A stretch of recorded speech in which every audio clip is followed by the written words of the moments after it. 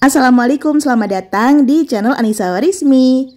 Pas banget lagi musim mangga, di video kali ini aku mau bikin mango sago dengan tekstur yang creamy, milky, mangganya juga berasa, seger banget dimakan pas siang-siang dalam kondisi dingin. Cocok juga buat ide bakulan karena buatnya mudah dan sekarang langsung aja kita ke cara pembuatannya. Yang pertama, aku mau bikin sagu mutiara, siapkan panci atau sospen. Masukkan air sebanyak kurang lebih 1300 ml. Kemudian masak air dengan api sedang sampai mendidih. Di sini sagu mutiara mau aku masak dengan metode rebus hemat gas. Jadi setelah airnya mendidih, langsung aja kita masukkan sebanyak 100 gram sagu mutiara. Aku pakai yang ada warna merah dan hijaunya. Kemudian ini kita masak dengan api sedang selama kurang lebih 5 menit.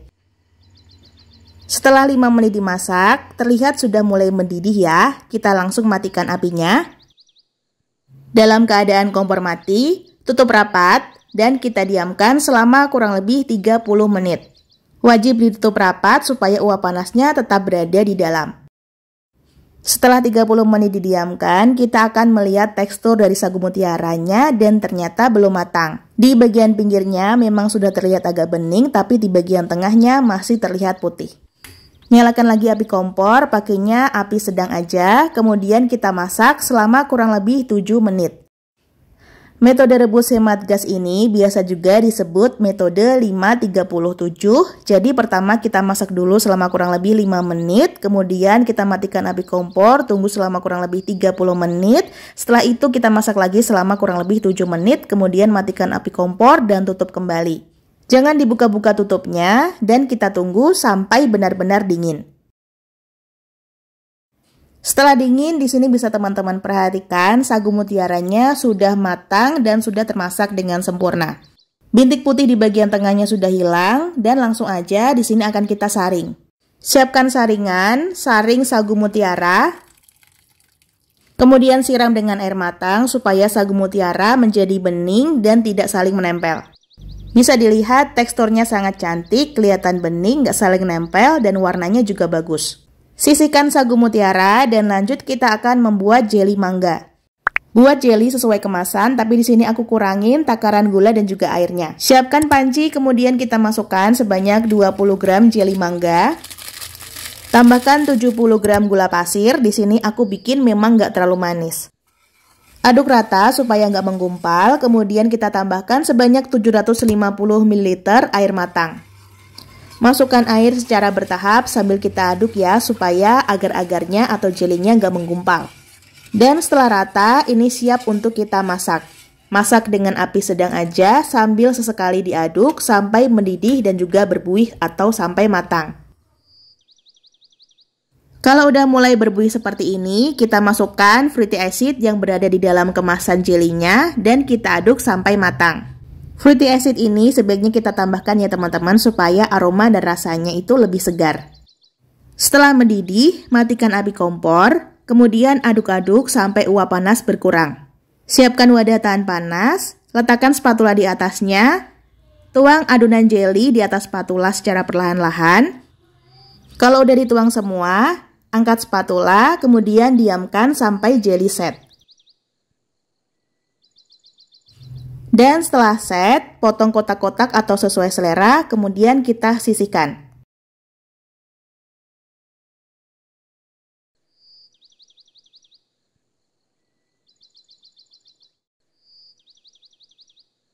Selanjutnya aku mau merendam biji selasih. Di sini aku gunakan sebanyak kurang lebih 10 gram biji selasih.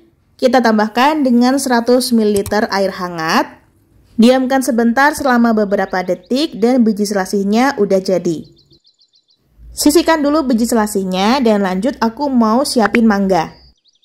Di sini aku pakai 4 buah mangga arum manis yang tentunya udah matang dan rasanya manis. Dimana 2 buah mangga akan aku haluskan atau aku lumatkan dan 2 mangga lagi akan aku potong menjadi dadu-dadu kecil. Jadi supaya tekstur dari mangganya tetap berasa, aku sebagian potong menjadi dadu-dadu kecil seperti ini. Ini nanti akan kita gunakan untuk isian dan juga untuk toppingnya.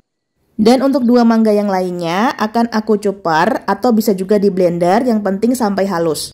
Dan nantinya kita akan mendapatkan dua tekstur mangga, yaitu yang halus dan juga yang udah dipotong dadu kecil. Karena namanya mango sago, jadi tentunya rasanya tuh bakalan mangga banget. Nah, setelah dicupar, ini tekstur mangganya udah halus banget, kemudian bisa kita sisihkan dulu. Lanjut kita akan bikin kuah milky dan creamy. Siapkan mangkok atau wadah yang bersih. Kemudian kita masukkan sebanyak 500 gram susu evaporasi, atau teman-teman bisa menggunakan susu cair biasa. Kalau pakai susu evaporasi tentunya rasanya lebih creamy dan lebih milky ya. Selanjutnya tambahkan dengan 250 gram kental manis dan kita aduk sampai rata. Aku udah pernah coba sih kalau pakai susu cair biasa, tapi tentunya rasanya tuh nggak seenak kalau teman-teman menggunakan susu evaporasi. Dan ini semua bahan atau semua perintilan dari mango sagonya udah kita siapkan. Gak lupa aku tambahkan juga dengan nata de coco yang udah aku buang airnya. Sekarang tinggal kita masukkan semua perintilan ke dalam kuah. Pertama aku masukin dulu jeli mangga, kemudian sagu mutiara, nata de coco yang udah dibuang airnya, ini opsional. Kemudian tambahkan juga dengan biji selasih dan potongan mangga. Untuk mangga halusnya boleh banget langsung dicampur atau bisa juga diletakkan di cup dulu baru kita masukkan si kuah mangga ini. Jadi nanti kita bisa dapatkan dua opsional untuk jualan. Nah, yang pertama ini kuah mangga sama mangga halusnya dipisahkan atau bisa juga dicampur jadi satu. Teksturnya udah kelihatan creamy dan menggoda banget ya.